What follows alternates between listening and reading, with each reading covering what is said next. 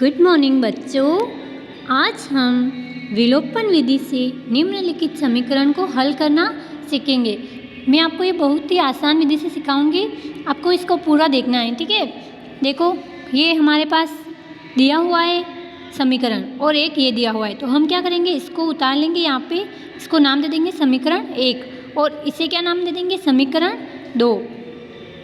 तो अब हम क्या करेंगे, इसे हल करेंगे। कैसे करेंगे, समीकरण 1 में ये जो 3 है इसे इस समीकरण से गुणा करेंगे और समीकरण 2 में ये 2 है, इसे इस समीकरण से गुणा करेंगे।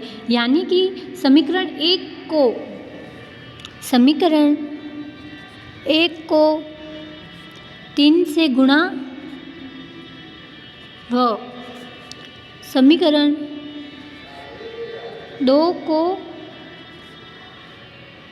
समीकरण 1 को हमने किससे गुणा किया, 2 से। समीकरण 1 को 2 से गुणा करेंगे क्योंकि ये नीचे 2 है, तो इसे 2 से गुणा करेंगे। और समीकरण 2 है ये, इसे हम इस 3 से गुणा करेंगे, तो 3 से गुणा, ठीक है। करते हैं हम इसे 3 से गुणा। तो देखो, ये समीकरण दिया हुआ है हमारे पास, समीकरण 1, तो इसके 2 से गुणा करेंगे तो क्या आ जाएगा, 6। 4 को 2 से किया तो 8y इज इक्वल टू 10 को 2 से किया तो 20 आ गया। ये हमारा समीकरण क्या बन गया, 3। अब हम क्या करेंगे, समीकरण 2, इसे क्या करेंगे, 3 से गुणा करेंगे तो 6x 6y is equal to, इसको 3 से गुणा किया तो क्या हो गया, 6।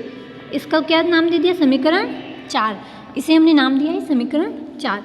अब हम क्या करेंगे, समीकरण 1 व 2 से, देखो अब हम क्या करेंगे, ये जो समीकरण मिले हैं ना हमें 3 व 4, तो हम क्या करेंगे, इनमें से बड़ा समीकरण कौन सा है, 3 है, तो हम क्या करेंगे, 3 में से 4 को घटाने पर समीकरण, ये समीकरण है, समीकरण 3 में से 4 को घटाएंगे। कैसे घटाएंगे, 6 है, 6 में से 6 चला जाएगा, ठीक है। 6 में से 6 गए तो कुछ नहीं बचा, प्लस 8 में से 6 गए तो 2y बचा इज इक्वल टू, ये 20 है, 20 में से 6 गए तो कितने बचेंगे, 14।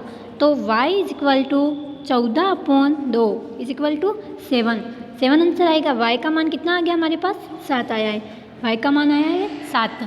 दिख रहा है आपको, हमने क्या किया, समीकरण बनाए पहले, ये समीकरण 1 लिया, 2 लिया, इसको हमने क्या किया, वृज्ज गुणा किया, नीचे वाले समीकरण को, ये संख्या 2 को ऊपर वाले से गुणा किया, इस 3 को नीचे वाले से गुणा किया, ये कर दिया, नया समीकरण बना 3 व 4। इसके बाद हमने क्या किया, 3 में से 4 को घटा दिया, ये 3 है, इसमें से 4 को घटाया, 6 से 6 गए, 8 में से 6 गए, 2 बचे, 20 में से 6 गए, 14 बचे। अब हमारे पास 2y इज इक्वल टू 14 थे, तो y इज इक्वल टू हमने क्या किया, 14 में भाग दिया तो 7 आंसर आ गए। अब हम क्या करेंगे कि हमारे पास y का मान 7 आया है, तो अब हम क्या करेंगे, x का मान ज्ञात करेंगे। x का मान ज्ञात करने पर, x का मान कैसे ज्ञात करेंगे, देखो पहले समीकरण किसी में भी, यहाँ पे आपको दिख रहा है समीकरण 1, 2 या फिर 3 व 4, इसमें से किसी में भी y का मान रखेंगे तो हमें x का मान मिल जाएगा। तो हम क्या करते हैं, समीकरण 1 में, समीकरण 1 में y का मान रखने पर, समीकरण 1 में हम क्या करेंगे, y का मान रखेंगे, तो समीकरण 1 लिखेंगे 3x + 4y is equal to 10, ठीक है। तो ये हमने समीकरण 1 लिखा है, इसमें y का मान रखेंगे, y का मान हमें क्या प्राप्त हुआ है, ये हमें 7 मिला है यहाँ से। तो हम क्या करेंगे, यहाँ पे उतारेंगे इसको, 3x को 3x + 4y का मान क्या है, 7 इज इक्वल टू 10। दिख रहा है आपको, ये देखो 3x है, इसको हमने वापस 3x लिख लिया, प्लस 7 को 4 से गुणा किया तो कितने आएंगे, 28, 7 चौक 28, 10। तो हमने ये समीकरण 1 में y का मान रखा, फिर इसमें ये लिख दिए। अब हम क्या करेंगे, 3x + 28 इज इक्वल टू 10। अब हम क्या करेंगे, इस 3x को